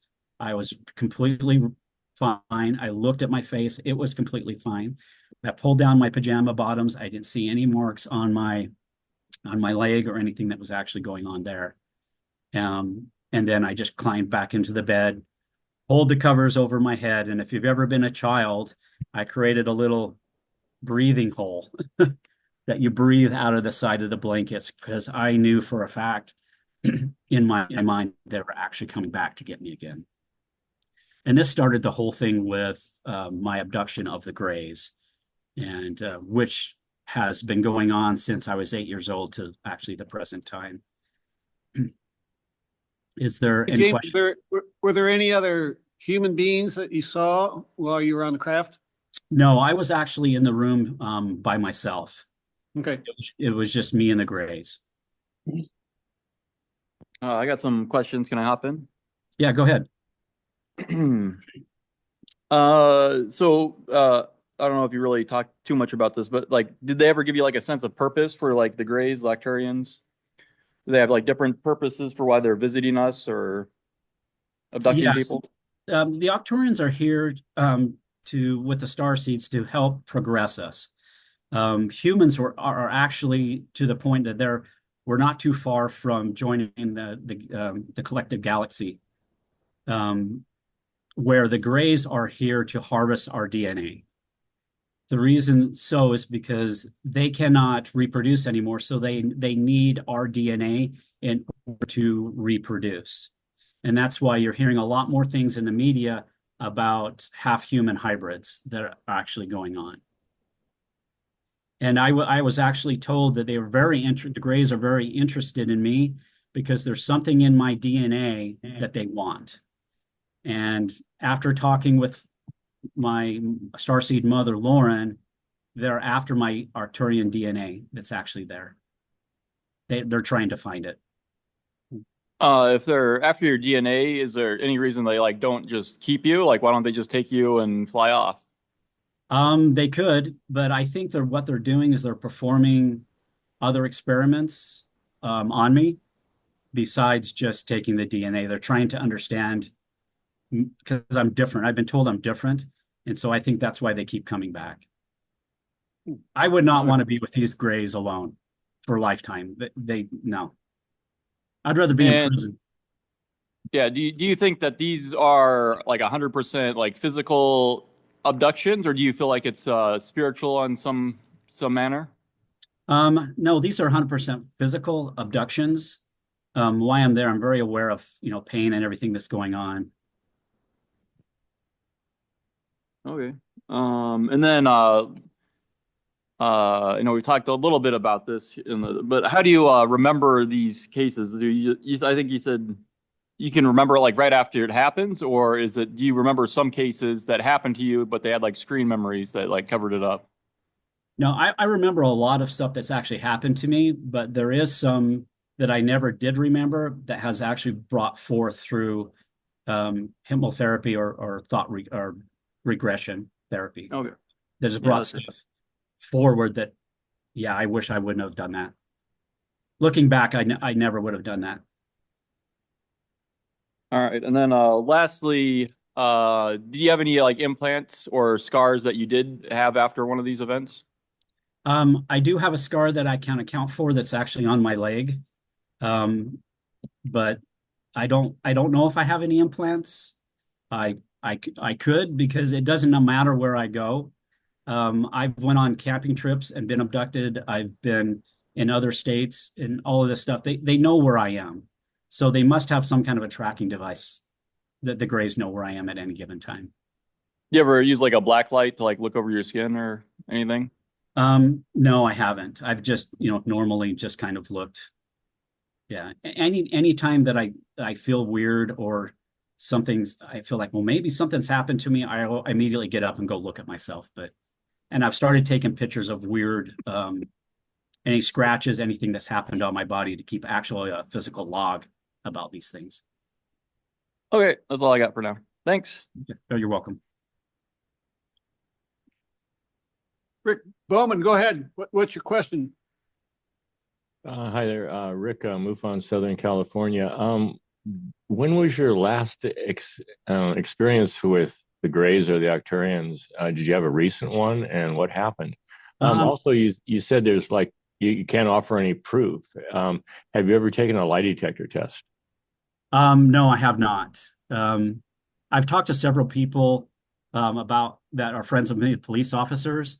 They do have new lie detector tests they don't do the old ones anymore. It's actually a different test where it's voice and face activated. So they ask you questions and a camera looks at your voice, your face and your voice and actually do that. No, I haven't, but I would like to do one of those. Yeah, what about the Arcturians of the council? Have they given a timeline of when they're coming? Yeah. From talking with them, they actually said that I'm trying to think what the word, I have to translate it. There's some great things that's actually going to be happening in the next 2 years. And that the starseeds, it's their responsibility to get the Earth ready for the transition to the second Earth. But other than that, I really can't go in detail. because they don't Thank they you. don't they don't share a lot. Gotcha.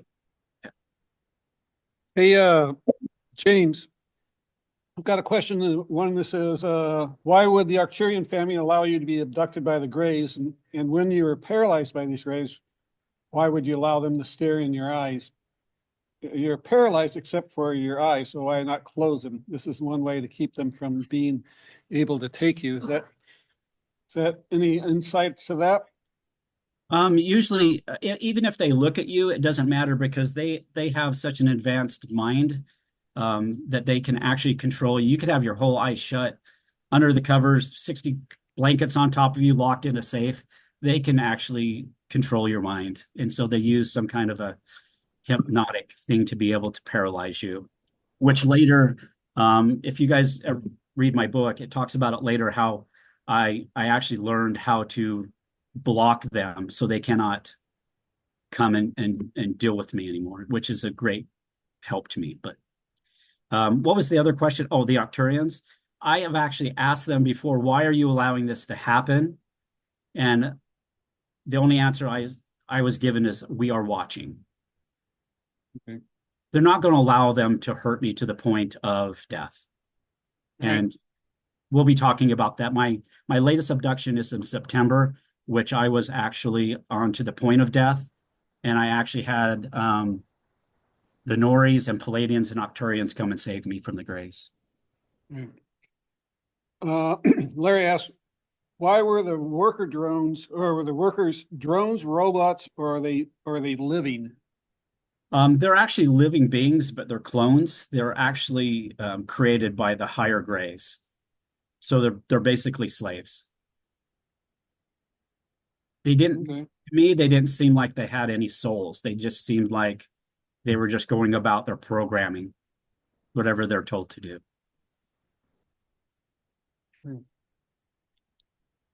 Yeah. Let's get to the point of your. Okay, do you want to go on? Yeah, to the next slide. Yeah. Just a minute. That's the last of them I got. Sorry, somebody else has to control this, but it is what it is.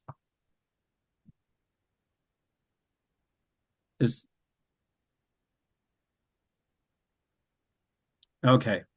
So this might answer a lot of your questions. So in my book, I wrote about, I've been abducted by Greys several times. I've actually met with the Arcturian and the Norse several times, but it's all in the book, and it would take us like 5 or 6 hours to go through everything. So I'm just kind of highlighting. But about the nightmare continues. This is on September 11th, which is a pretty good day. This actually happened. Now, as I talked about before, there is different Greys out there. I mean, there's Greys that are kind, and there's Greys that just want you as a lab rat. But I've come across these new Greys that are Sakaar Greys. They are actually have bases on the dark side of the moon. And they are not nice people. They are there to take you and experiment on you. And if they kill you, they don't care. They'll just dump you somewhere else and you've been murdered and whatever, you're disappeared. So they take the experimental part of the abduction to death if they need to. They have no concern for human life at all. When I was abducted by these people, I noticed they spoke, which surprised me. They made almost clicking sounds to each other.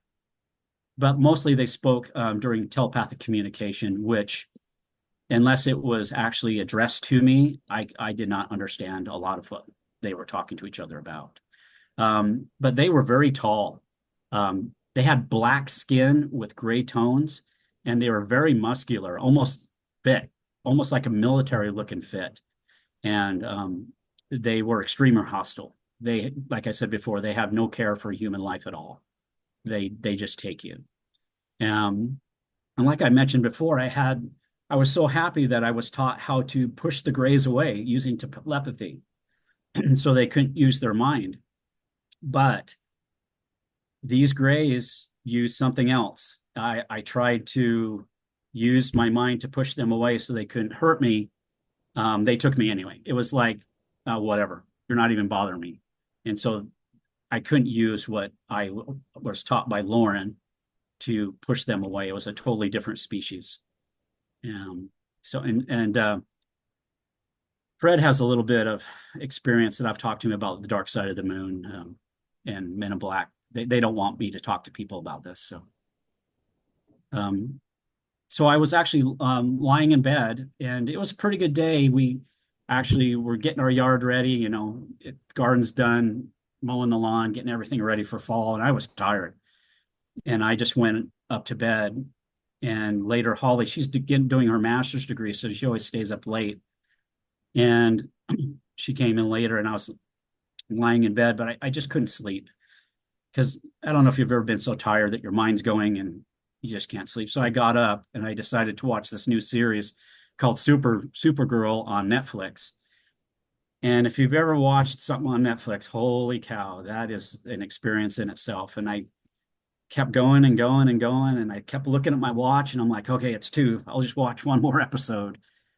And I kept looking at it, and it got to 3 o'clock, and I'm like, I got to go to bed. And I finally shut off the TV and I went to bed, and I finally dozed off. And I was awakened by these grays standing in my room by my bed.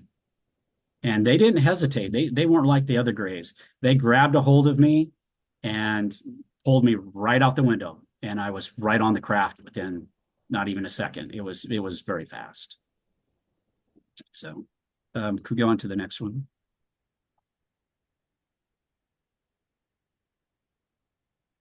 And so this is like an AI view of kind of what happened to me, except for the gray had a hold of me, but we just went out the window. My bedroom's on a 2nd story window. Our house is fairly large. And so I was at least 40 to 45 feet off the ground when they actually pulled me out the window onto the craft. And it wasn't like I was going through a beam of light to the bottom of the craft. I was going from my bedroom through the window into a room. So it was like instantaneous what that was happening to me. So I want to go on the next slide.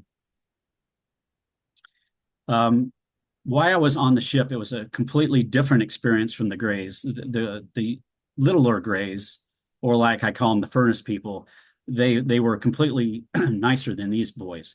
These guys would actually, they actually put me on the table, strap me down, and it was to the point where it would actually hurt. I was being strapped down so tight that it actually hurt. And while I was lying there, they actually put, it almost looked like a body form made out of plastic that was on top of me. And it must have been some kind of instrumentation that was reading my body functions and everything that was going on, because I could look over to the side and I could see a screen and I could see my whole body. I could see all my veins, my arteries, all my nerves, everything that was brought up on that screen. So they had a pretty good idea of my whole functions that were going on during that time. While I was there, they really did a lot of different experimentation onto me. A lot of it was DNA extraction, and that was actually very painful. They did a lot of brain, where they actually went in and took pieces or biopsies of my brain. They did reproduction, where they actually went in and was taking sperm and different things like that. They were actually taking different samples of my nervous system.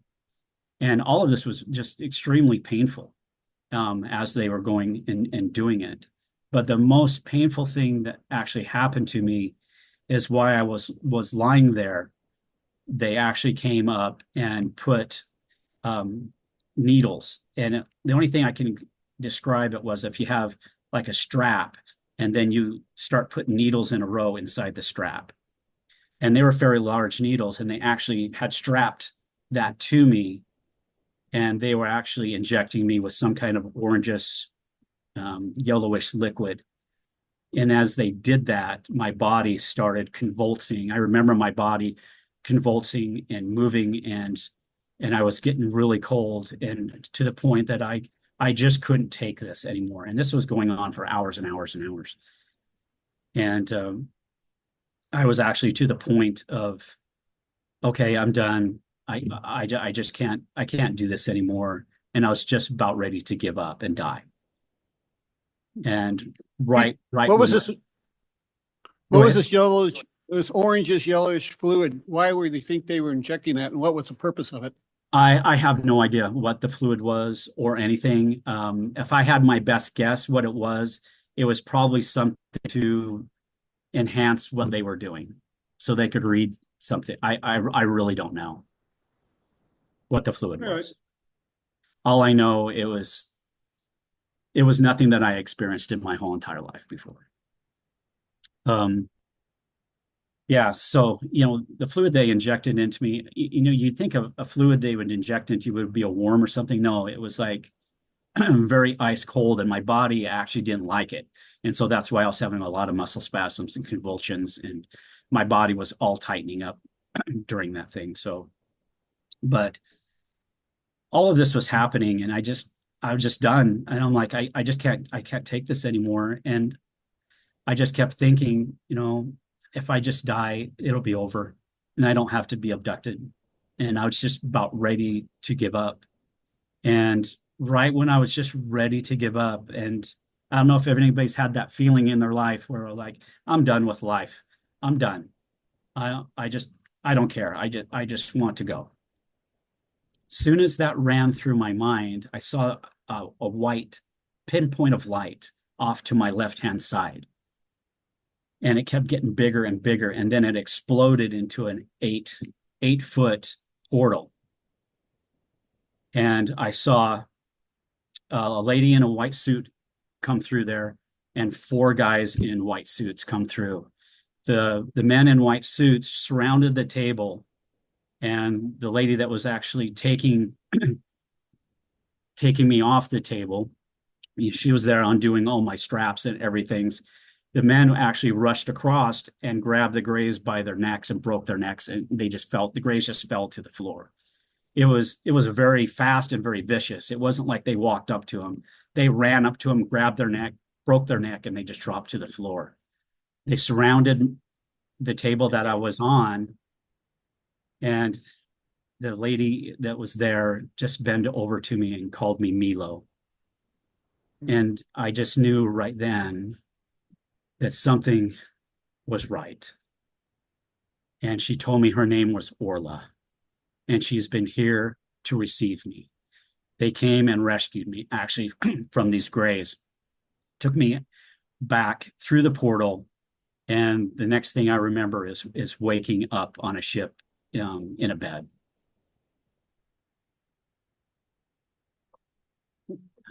Questions? I'll stop there because I'll talk a little bit more.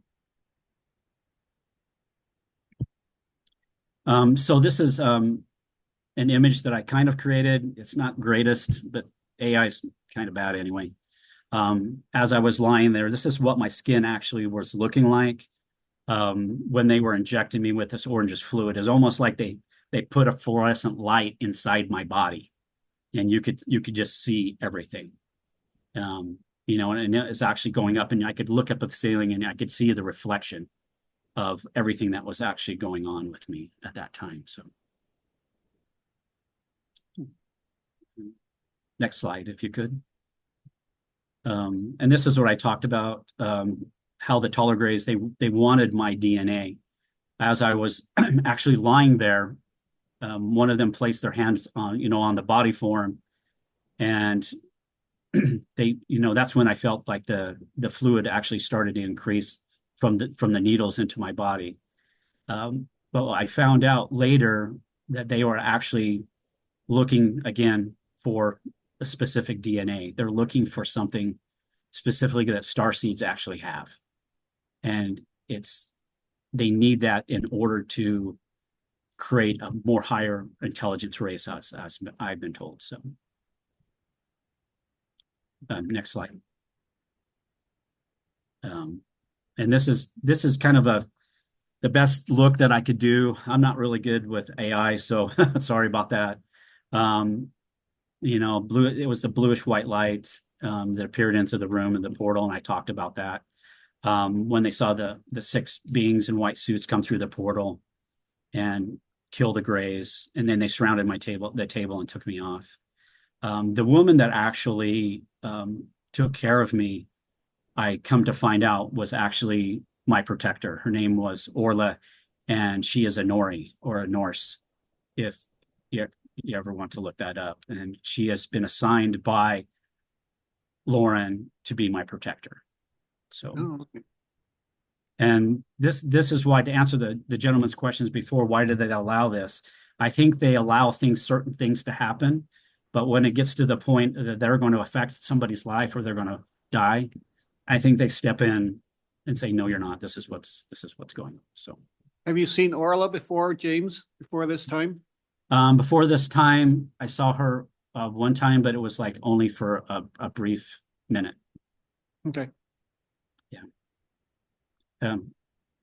This is an AI description of pretty much what she looks like. It's really, really close of what she looks like. And I just can't say enough how much I appreciate her and how much I love her. I would be dead if it wasn't for her and actually the Palladian men that actually came and saved me. So. I was going to ask you, James, about the MIBs that came to your door. You want to talk a little bit about that? Yeah, sorry, I don't have that in the slide. Because I really haven't talked to a lot of people, just Fred. And I text Fred a lot, and I talk to him a lot. And I noticed the more I talk to Fred, the more weird things are happening. And so one day I was looking through my computer to check my emails, and I went through and there was no emails. My emails were gone, all of them. And I thought, well, that's strange. I'll just shut down my computer and come back, because it's happened before, you know. And I came back and I didn't have any emails, and I didn't have any emails for 2 weeks. And then when the emails did come back on my computer, they actually were erased. I had no emails. And I'm like, oh, here we go. So I knew somebody was actually watching me, but I wasn't really concerned about it. But then I started noticing that when I would go outside, there was a white SUV always parked across from my house or down the street from my house. And I'm like, oh, that's weird. And I thought, well, maybe it's the neighbors having family over or something. Didn't pay much attention to it till it started being there every day. And then I'm like, okay, that's weird. And the SUV had black plates, black windows, no plates, which I started to think that was a little weird. So one time I actually started walking outside, and I wanted to go walk by the car to see what was in it. And as soon as I started walking out the door towards the car, it took off. And I'm like, okay, fine, whatever. And then I was texting Fred, hey, MIBs possibly could be, kind of what's going on. Well, then I got a knock at the door a couple hours later. I opened the door. There's 2 guys in black suits standing at my door. And they said, you James Kelly? I said, yeah. Are you Sergeant James Kelly from the United States Marine Corps? I'm like, yes. What can I do for you? And they said, we're from Naval Intelligence. We need to talk to you. And I'm like, okay, what did I do? They had no sense of humor, which Naval Intelligence doesn't have a sense of humor to begin with, which is fine. But they were very point, and it was different because they didn't look human. They didn't have eyebrows, and they looked weird. Just something's different about them. And they only talked one at a time. They didn't talk together or ask questions together. They was only one at a time. And they just started questioning me about everything. They knew everything about me. They knew everything about my family. They knew about my military experience. They knew everything that was going on with my abductions, which I find to be very weird. And I remember Fred saying, next time they come, play with them. And I'm like, oh, I don't know if I want to play with, men in black. That's kind of scary. But I started to, and I'm like, I don't know what you're talking about. I've never been abducted. I've never seen aliens. And then they were starting to quote, you've been abducted by Arcturians, and we want to know why, when, what you know, and they were really drilling me. And I said, hey, I don't know. I don't know. I don't know what you're talking to. I don't believe in little green men. I don't know what you're talking to. And I looked down and I noticed both of them have clenched fists. And one of them stepped forward and said, you will tell us what's going on. You will tell us. I'm like, I'm not telling you anything. And it got pretty ugly. And finally, they just got so frustrated that they just left. I actually believe and they just left. And that was kind of crazy. They asked you the more questions too, James. They said, what do you know about the craft? Question one. And then the question two is, you know anything about the portals? And the third question, what do you know what's on the backside of the moon? Yeah, they were really drilling me on the dark side of the moon. They wanted to know what I knew about it, and they were obsessed with it. And I just kept telling them, I don't know what you're talking about, which I do. I know everything. If you want to even talk to me on the phone later, I can tell you all kinds of things that's actually going on there. But yeah, they just wanted to know, about the craft, who I met with, what I know, what's going on with the dark side of the moon. They wanted to know all this. And you know what I think is fun, guys, is if there's no such thing as UFOs and nobody's been abducted, why is the government going through and making this such a big deal? Now, just 3 weeks ago, 2.5 weeks ago, I get a phone call. And I get so many spam calls. And I picked it up and they're like, James Kelly. I'm like, yes. Is this James Kelly? And they had my address and they knew who I was. I said, yes, what can I do with you? Because I always get spam calls. I need you to silence. I'm like, who is this? And they wouldn't tell me. And the guy was ticked on the phone. He says, you need to be silenced. You need to be peace. Quit talking about this thing. And he said, James, you are a young man. You're 58 years old. You have your whole life ahead of you. Then he proceeded to talk where my kids were in school, what time I picked up my kids, where my wife worked, everything to know about them, everything to know about Holly. They knew about Fred, everything. And they said, you need to be silenced. And I'm just like, hey, I don't know what's going on. I'm not going to continue this conversation. And I just hung up. But anyway, what's funny is that James, after his first experience with the MIBs, like 6 days later, that's when I had my vertical attack. And I thought maybe there was a psychotronic they were hitting me. And so when James says, well, yeah, they know everything about Fred. And then Lauren says that I was a part of the ET type scenario thing too, right? Right. Yes. Fred is actually being abducted. He just doesn't know what's going on. He doesn't remember it. I don't know anything. Which is fine. Next time, I told him next time, I'm just going to, I'll go swing by in Nebraska and pick up Fred and we'll go for a ride. There you go. So, there you go. But we gotta wrap up here. So yeah, does anybody have any questions? Yeah. Yes, Charlene. James, what is your health condition now, and do you have repercussions from them probably extracting bone marrow? And when did you first feel different? Were you before you were ever abducted, or was that after the abduction? So she was saying that how is your health now, and is Right. there any after effects of all the repercussions? yeah. How did you change? Did you know who you were at that time, or things shifted? I'm sorry, you kind of cut out a little bit. About my health, I've had several surgeries to repair my head. They have actually damaged my heart. I had to have heart surgery to repair my heart. There's a lot of things that's happened. My health is getting better. It's really getting better, as long as they don't come back. Yeah, Russ.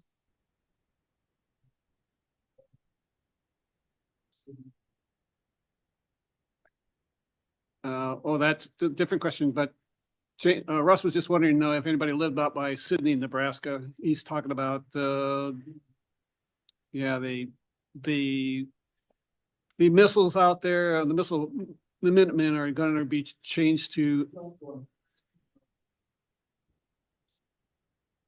Oh, does anybody know anybody out in western Sydney, Nebraska? That's all. but if, just put it in the chat room, please. Yeah, it doesn't look like. Maybe we can ask it on our Facebook, Yeah. because you know we got a wider reach on there.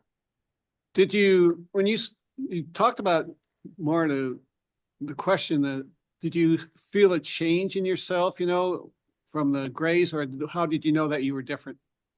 I definitely felt a change into me, almost like a, I hate to put it this way, but almost like a spiritual way.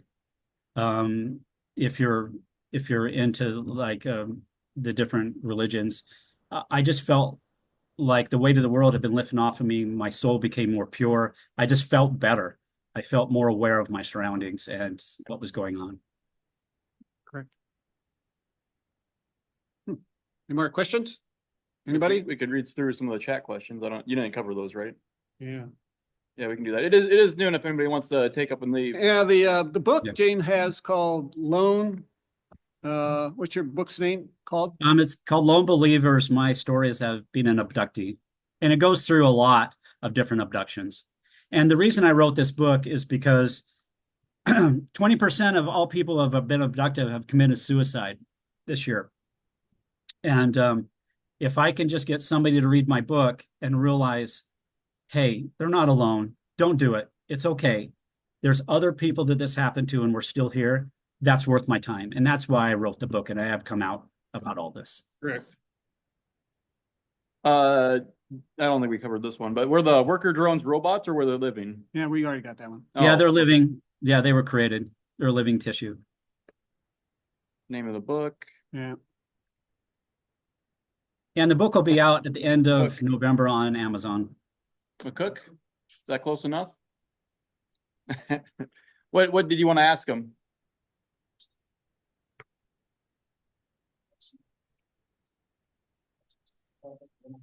Yeah. Okay. I'll hit it a little bit. We'll go a little bit over today. Let's see. Did we do this one? Yeah. Okay. I got all those. I got all those. All right. I think we're good. Okay. Well, thanks, James, for presenting. It was it was a great presentation. I think a lot of people were engaged in it, and yeah, I think we learned a lot. Oh, thanks. Definitely I even got to get to know James a little bit better because he would always keep this stuff from me. He said, "You don't even know that." Well, to protect Fred, I really don't talk a lot about other things that's happened, and I do it because he's a friend. I want to protect him. Yeah, but that's okay, James. I can handle it. Okay. Yeah. All right. Yeah. So yeah, thanks for the presentation. I'll just be closing it out here real quick. Remove you out of spotlight. I'll get back with you, James, later, and then we'll have our ET support group at 1 o'clock. All right. Yeah. Sounds good. Thanks, everyone. Yeah. And then our next meeting will be December 21st for the MUFON for Iowa and Nebraska. December 21st, just so everyone knows, third Saturday. And did want to talk a little bit, if anybody's interested in doing, I don't know what you want to call it, like an expedition. Yeah, we got an opportunity that is just hitting us. You come up here. I think it's, yeah, you can keep it a little bit short, but I want to get it out there. Can't be helped. Information on this is not exactly secret, but it is protected. The Minuteman missiles out on our western, part of Nebraska, eastern part of Wyoming, under the 90th wing of the Air Force, they're switching out the Minuteman III with a new missile called the Sentinel. Now we all know they got to upgrade that stuff. They're doing that in 2025. I've got some more information, but how accurate it is, I don't know. If I could coordinate with somebody out in that area, I think I can figure out a way where we can be in the area where they're doing that, and we can start watching the skies, because I would expect the UAP activity is going to spike during that period. So if we let it just go by, it will go by. We got an opportunity. That's basically all I want to say about it at this point, but it's happening so quick and the information's so sketchy. We gotta do something. All right. Yeah, I did want to get that out there. Just, yeah, if we do have people out there or people that want to travel, I know you're talking about maybe doing like a, when this is happening, have a little group of people out there or at different locations. So if anybody's interested in that, either, send me an email, I'll send it, coordinate with Russ on this. And yeah, we'll reach out on Facebook too to see if there's people out there that want to participate maybe. So Yeah, I'd like to thank everybody, Gary, Tanya, Paul, Chase, Kelly, and Tanya, and Rick Bowman, and John McCarron. So yeah, they left already. So, but thanks everybody for appearing. It was good. And I'll thank Fred for helping set this up. You did a great job going through the presentation and helping them out and getting this set up. So yeah, thank you. But yeah, that'll be it for the meeting. Thanks, everyone. Thanks, James. I think I just hit end.